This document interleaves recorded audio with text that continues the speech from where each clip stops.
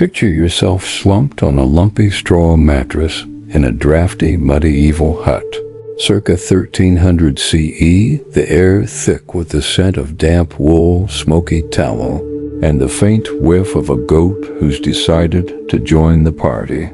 A couple's whispering sweet nothings over a flickering candle, one off to crusade, the other left to mind the farm and fend off nosy neighbors. Across history, from WWII trenches to World War II bunkers, love survived wars and separations, often with a dash of drama and a heap of hope the postman doesn't get shot. These tales, tucked in letters and diaries, were a mix of passion, patience, and please don't die before I finish this sentence. We're not here to sob over their hardships, that's for the movies, but to chuckle at their enduring quirks, wrapped in the hum of ancient hearths. So fluff your imaginary bolster, ignore the distant cannon boom, and let the rustle of parchment, the flicker of a lamp, and their resilient banter lull you into a cozy, amused snooze. We're diving into 10 stories of love-defying war's chaos, each a peek into the heart-tugging, eye-rolling world of separated sweethearts. From Sumerian scribes to Civil War scribblers, we'll wander through their letters and lives, savoring the scent of ink, the clink of chalices, and the sheer audacity of romancing through ration stamps and raids. These loves were a blend of hope, and more hope, with a side of right soon or else. Grab a mental mug of mead, settle in, and let's giggle our way through history's war-torn romances, each one a sleepy, snarky gem. Imagine lounging by a reed hut in your 2000 BCE, the air heavy with the scent of mud, sesame, and the faint whiff of a scribe who's been chiseling too long. A soldier's off fighting Hittites, his wife back home scribbling love notes on clay tablets that weigh more than the family goat. The air's buzzing with the scratch of a stylus, the clink of a water jar, and the distant bray of a donkey who's unimpressed. Sumerian tablets, per the British Museum, show couples sending mushy messages during wars, but delivering them was like mailing a brick. Let's dive into this weighty world, letting the flicker of a lamp, the whiff of clay, and their earnest etchings make you chuckle as you drift toward sleep. Sumerian wars, like those against Elam, separated couples for months, but love endured via tablets. A wife might etch, "Come home soon, the goats miss you," her stylus steady, the air thick with the scratch of reed and the smell of damp clay. The soldier, reading it weeks later, probably muttered, "Hope the messenger didn't drop it on his foot." Delivery was a hassle. Runners dodged arrows, the air tense with the clink of armor and the hope of survival. Life around this was rugged. Villages hummed with gossip about absent husbands, the air heavy with the thud of pestles and the scent of barley. Wives managed farms, their hands rough, the air warm with the rustle of reeds and the effort of keeping goats from eating the tablets. Neighbors sharing stew, swapped letters, the air thick with the smell of sesame and the kind of laughter you get when love's etched in stone. The community loved the drama, snickering over beer about a wife's comeback or the goat gets your spot.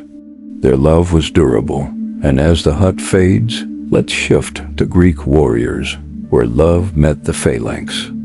Picture yourself perched on a rocky Greek hill, 480 BCE, the air sharp with the scent of salt, sweat, and the faint whiff of a hoplite's unwashed armor. A warrior's scribbling a love ode to his wife back in Sparta, his stylus shaky after dodging Persians. The air's buzzing with the clink of shields, the rustle of cloaks, and the distant roar of waves. Greek epics like Homer's Iliad show love surviving wars, but warriors sent Poetic missives that were part passion, part look at me, I'm a hero. Let's saunter into this battle-hardened romance, letting the flicker of a campfire, the whiff of leather, and their dramatic verses make you snicker as you sink toward slumber. Greek wars, like the Persian invasions, separated couples, but love endured via odes, scratched on potsherds or recited by messengers. A husband might write, "My heart aches like Achilles' heel," his words lofty, the air thick with the scratch of a stylus and the smell of smoke. The wife, reading it, probably muttered, "Nice poem, but who's milking the goats?" Delivery was risky, messengers dodged arrows, the air tense with the clink of armor and the hope of survival. Life around this was epic. Camps hummed with tales of home, the air heavy with the thud of spears and the scent of sweat. Wives managed farms, their hands rough, the air warm with the rustle of linen and the effort of keeping the household. Neighbors sharing olives, swapped verses, the air thick with the smell of oil and the kind of laughter you get when love's a battlefield ballad. The community loved the drama, snickering over wine about a warrior's heart aches more than his blisters. Their love was poetic, and as the hill fades, let's shift to Roman legions, where love met the march. Imagine huddling in a Roman legion camp in Gaul, 50 BCE, the air heavy with the scent of leather, campfires and the faint whiff of a soldier's unwashed boots. A legionary scribbling a letter to his wife back in Rome, his stylus wobbly after a day of marching. The air's buzzing with the clink of armor, the rustle of tents, and the distant neigh of a horse. Roman letters, per Fines in Vindolanda, showed love surviving conquests, but soldiers' notes were a mix of miss you and conquered another hill. Let's march into this conquering romance, letting the flicker of a fire, the whiff of smoke, and their gritty missives make you chuckle as you drift toward sleep. Roman wars, like Caesar's Gaul campaigns, separated couples for years, but love endured via wax tablets sent by couriers. A husband might write, "Conquered the Gauls, but your cooking conquers me," his words earnest, the air thick with the scratch of a stylus and the smell of wax. The wife, reading it, probably muttered, "Nice conquest, but who's paying the bills?" Delivery was perilous, couriers dodged barbarians, the air tense with the clink of shields and the hope of safe arrival. Life around this was gritty. Camps hummed with tales of home, the air heavy with the thud of hammers and the scent of sweat. Wives managed households, their hands steady, the air warm with the rustle of linen and the effort of keeping the villa. Neighbors, sharing wine, swapped letters, the air thick with the smell of grapes and the kind of laughter you get when love's a long-distance deal. The community loved the drama, snickering over bread about a soldier's heart aches more than his blisters. Their love was conquering, and as the camp fades, let's shift to medieval Crusades, where love met the cross. Picture yourself in a drafty castle hall in Aquitaine, 1096 CE, the air heavy with the scent of wood smoke, wax, and the faint whiff of a knight's rusty armor. A couple, Richard and Eleanor, are whispering farewells before he rides off to crusade, their hearts heavier than his chainmail. The air's buzzing with the clink of goblets, the rustle of velvet, and the chant of a priest blessing the venture. Medieval chronicles, like those of Fulcher of Chartres, show love surviving crusades with letters and tokens bridging oceans. Let's wander into this holy mess, letting the flicker of torches, the scent of myrrh, and their teary banter make you chuckle as you sink toward slumber. Crusades separated couples for years, but love endured via letters carried by pilgrims. Richard might write, "Conquered Jerusalem, but your smile conquers me." His words lofty, the air thick with the scratch of quills and the smell of ink. Eleanor, reading it, probably muttered, "Nice conquest, but who's managing the estate?"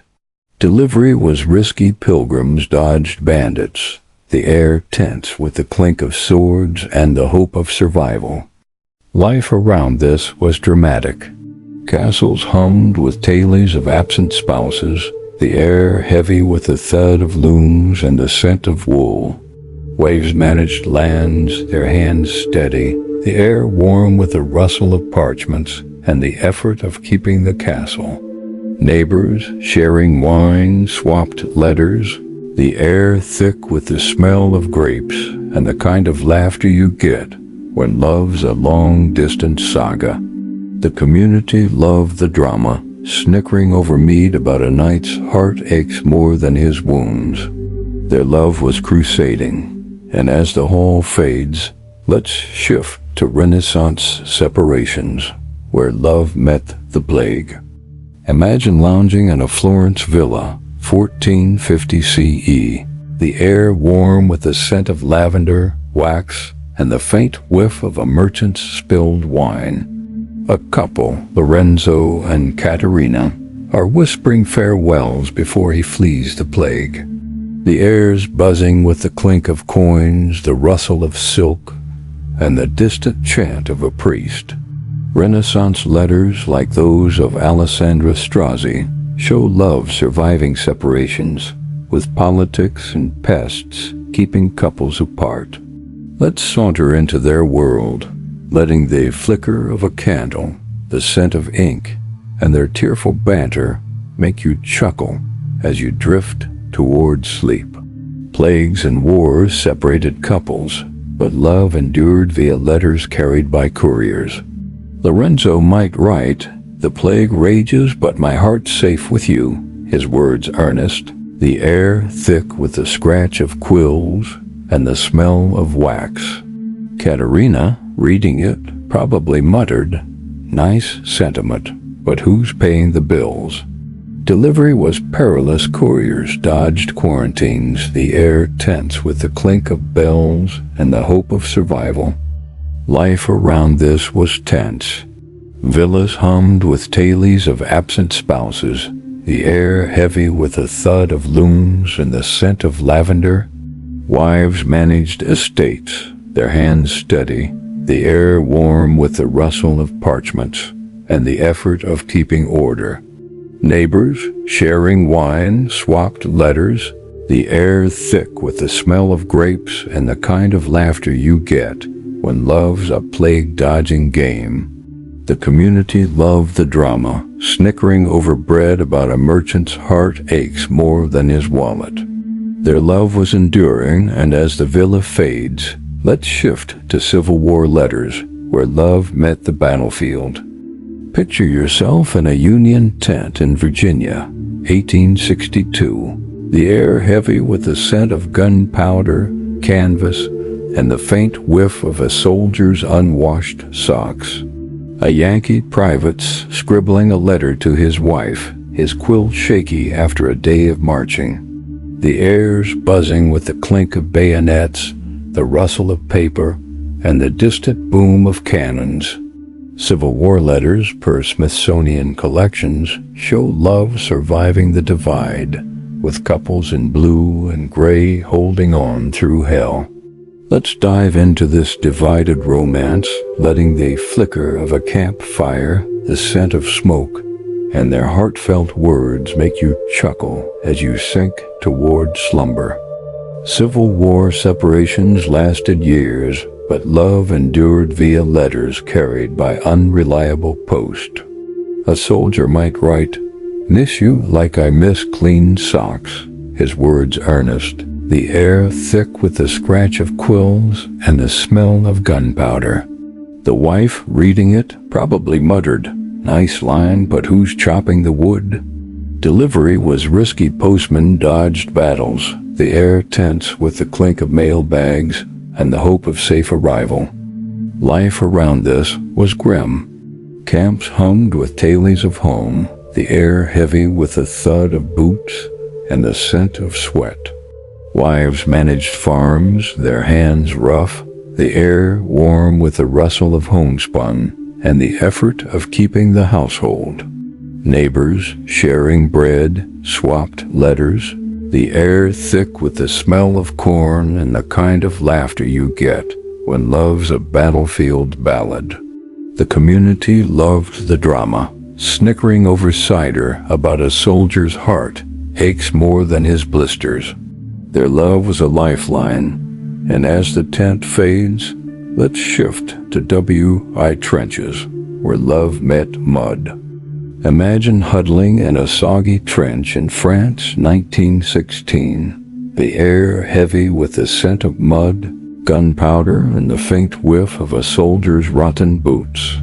A Tommy scribbling a letter to his sweetheart, his pencil shaky after a day of dodging shells. The air's buzzing with the clink of bayonets, the rustle of paper, and the distant boom of artillery. WWII letters per the Imperial War Museum show love surviving the Great War, with couples holding on through hell. Let's dive into this muddy romance, letting the flicker of a candle, the scent of damp earth, and their heartfelt words make you chuckle as you drift toward sleep. WWII separations lasted years, but love endured via letters carried by unreliable post. A soldier might write, "Miss you like I miss dry socks," his words earnest, the air thick with the scratch of pencils and the smell of mud. The sweetheart, reading it, probably muttered, "Nice line, but who's rationing the coal?" Delivery was risky. Postmen dodged shells, the air tense with the clink of mail bags and the hope of safe arrival. Life around this was grim. Trenches hummed with tales of home, the air heavy with the thud of boots and the scent of sweat. Sweethearts managed factories, their hands rough, the air warm with the rustle of overalls and the effort of keeping the home front.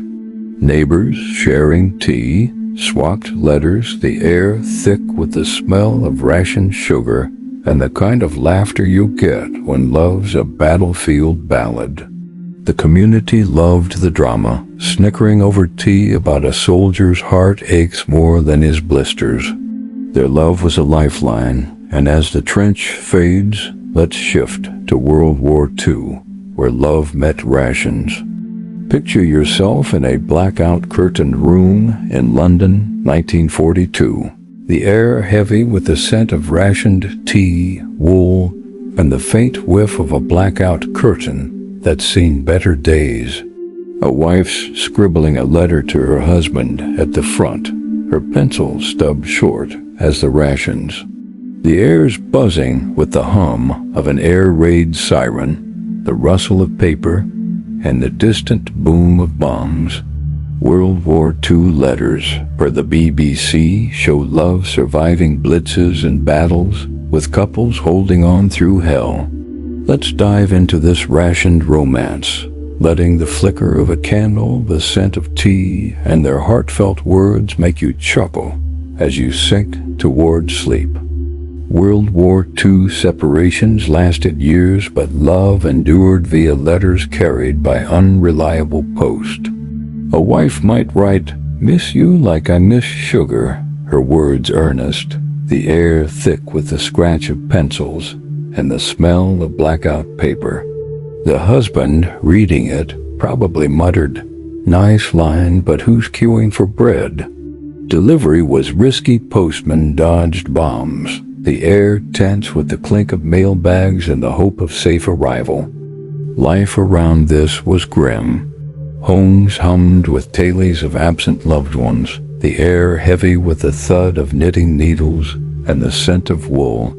Husbands at the front shared photos, their hands steady, the air warm with the rustle of paper and the effort of keeping morale.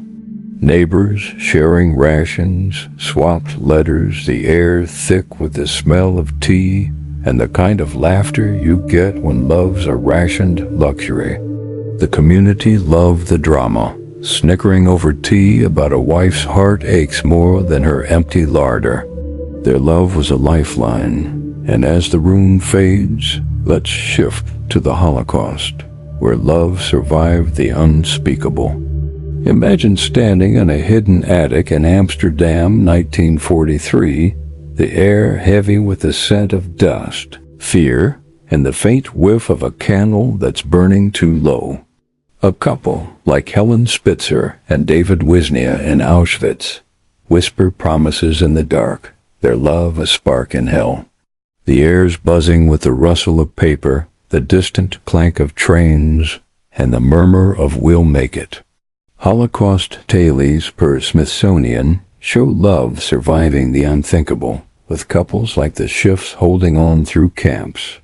Let's slip into this grim world, letting the flicker of hope, the scent of smoke, and their resilient whispers make you reflect as you drift toward sleep.